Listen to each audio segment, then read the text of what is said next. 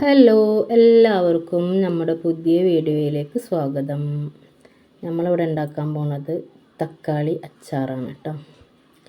അപ്പോൾ അതിന് വേണ്ടി ചട്ടി അടുപ്പത്ത് വെച്ച് അര ഗ്ലാസോളം നല്ലെണ്ണ ഒഴിച്ചു കൊടുത്തിട്ട് അതിൽ 2 ടീസ്പൂൺ കടുകിട്ട് പൊട്ടിയതിന് ശേഷം ഇഞ്ചി വെളുത്തുള്ളിയൊക്കെ ചതച്ച് വെച്ചിട്ടുണ്ടായിരുന്നു. പച്ചമുളക് വട്ടത്തിലരിഞ്ഞതും ചതച്ച് വെച്ച് നന്നായിട്ട് മൂപ്പിച്ചെടുക്കാം. നമ്മളെ വീഡിയോ കാണുന്നവരൊക്കെ നമ്മളെ ചാനലൊന്ന് സബ്സ്ക്രൈബ് ചെയ്യണം, പിന്നെ ലൈക്ക് ചെയ്യണം, കമൻറ്റും ചെയ്യണം കേട്ടോ. നന്നായി മൂത്ത് വന്നതിന് ശേഷം നമുക്ക് അരിഞ്ഞ് വെച്ച തക്കാളി ഇട്ട് കൊടുക്കാം. ഒരു 3/4 കിലോനോളം ഉണ്ടാവും, ചെറിയ തക്കാളി കേട്ടോ. അപ്പോൾ കുറച്ച് നേരമായി അരിഞ്ഞ് വെച്ചിട്ട് അത് മുഴുവട്ട് കൊടുത്തതിന് ശേഷം നന്നായിട്ടൊന്ന് മിക്സ് ചെയ്ത് കൊടുക്കുക.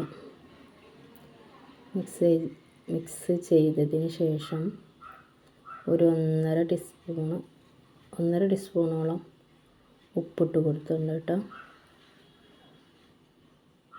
1.5 ടീസ്പൂണോളം ഉപ്പിട്ട് കൊടുത്തിട്ടുണ്ട്. എന്നിട്ട് നന്നായിട്ടൊന്ന് ഇളക്കി കൊടുക്കുക. ഉപ്പിട്ടതിന് ശേഷം നന്നായി വേവട്ടെ. അങ്ങനെ നമ്മളെ തക്കാളിയൊക്കെ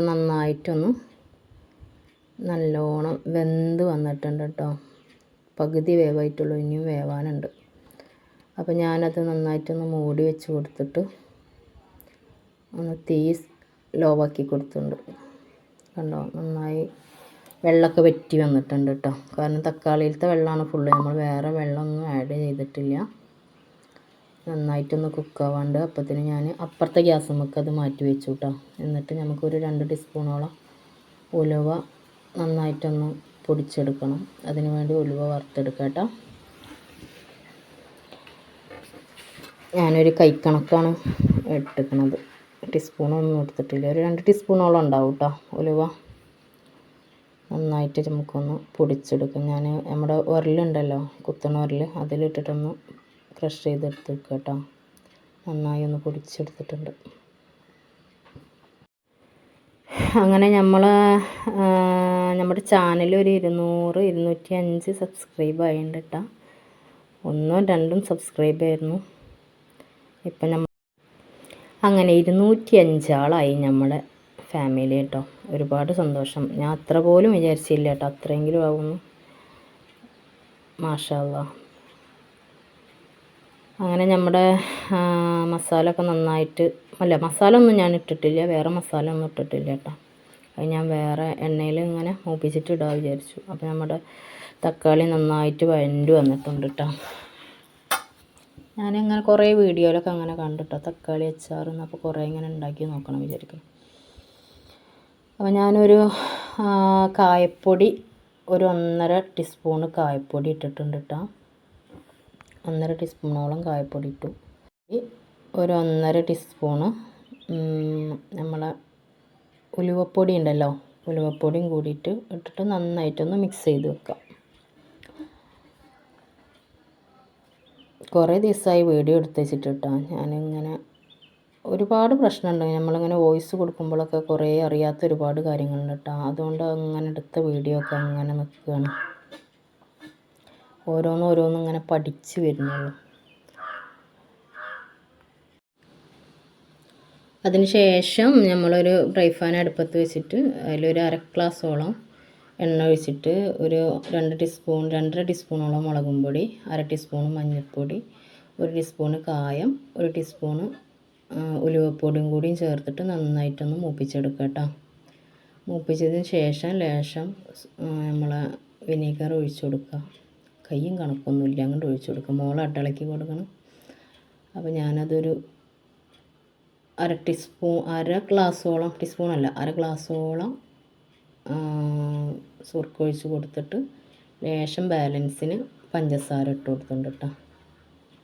പഞ്ചസാര ഇട്ട് നന്നായിട്ടൊന്ന് മിക്സ് ആക്കിയതിന് ശേഷം നമുക്ക് നമ്മളെ അച്ചാറിലേക്ക് മാറ്റാം, തക്കാളി അച്ചാറിലേക്ക് മാറ്റാം.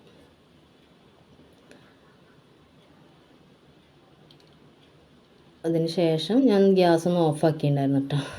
അതൊന്ന് ഓണാക്കിയതിന് ശേഷം നന്നായി മിക്സ് ചെയ്ത് കൊടുക്കുക. മിക്സ് ചെയ്തതിന് ശേഷം നന്നായിട്ട് ഇളക്കി കൊടുത്തിട്ട് എണ്ണയൊക്കെ ഇങ്ങനെ തെളിഞ്ഞ് വരട്ടെ. കുറച്ച് നേരം കൂടി നമുക്ക് ഗ്യാസുമ്മ വെച്ചിട്ട്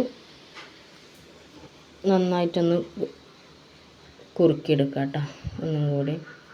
അതിന് ശേഷം ഞാൻ വേപ്പില ഇടാൻ മറന്നിട്ടുണ്ടായിരുന്നു. അപ്പോൾ ബാക്കിയുള്ള ഉലുവപ്പൊടിയും കൂടി ഞാൻ അതിൽ ചേർത്തു. വേപ്പിൻ്റെ ഇല ലാസ്റ്റാണ് ഇട്ട് കൊടുത്തത് കേട്ടോ. അങ്ങനെ നമ്മുടെ വീഡിയോ ഇത്രേ ഉള്ളൂ. നമ്മളെ വീഡിയോ ഇഷ്ടമായെങ്കിൽ എല്ലാവരും സപ്പോർട്ട് ചെയ്യണം കേട്ടോ. പിന്നെ എന്താ പറയുക, അച്ചാർ നോക്കിയപ്പോൾ കുഴപ്പമൊന്നുമില്ല, ടേസ്റ്റൊക്കെ ഉണ്ട്. പക്ഷേ നമ്മളെ മാങ്ങച്ചാറിൻ്റെ അത്ര മാങ്ങച്ചാർ സാധാ അച്ചാറിൻ്റെ അത്ര ഇല്ലെങ്കിലും കുഴപ്പമില്ല കേട്ടോ. നമ്മൾ ഇഞ്ചിപ്പുളിയൊക്കെ ഉണ്ടാക്കി വെക്കൂലേ, അതൊക്കെ ഒരു ടേസ്റ്റ്. കുഴപ്പമില്ല, ഞാൻ ആദ്യമായിട്ട് ഉണ്ടാക്കണം. ഇനി നമുക്ക് നമ്മളെ സ്വന്തം മാവുമ്പോൾ മാങ്ങ ഉണ്ടായിട്ടുണ്ട്. അപ്പോൾ ഞാനൊരു മാങ്ങച്ചാറായിട്ട് വരാം കേട്ടോ. അത് എന്നാണാവോ എടുത്താൽ എന്തായാലും ഞാൻ വീഡിയോ ആയിട്ട് വരണ്ട്. അപ്പോൾ എല്ലാവരും നമ്മളെ വീഡിയോക്ക് സപ്പോർട്ട് ചെയ്യാം കേട്ടോ. അപ്പോൾ കുറച്ചും കൂടി ഉപ്പിൻ്റെ ലേശം കുറവുണ്ടായിരുന്നു കേട്ടോ. അപ്പോൾ ലേശം കൂടി ഉപ്പിട്ട് കൊടുത്തു. ഉപ്പ് നോക്കിയപ്പോൾ ഉപ്പിൻ്റെ കുറവുണ്ട്.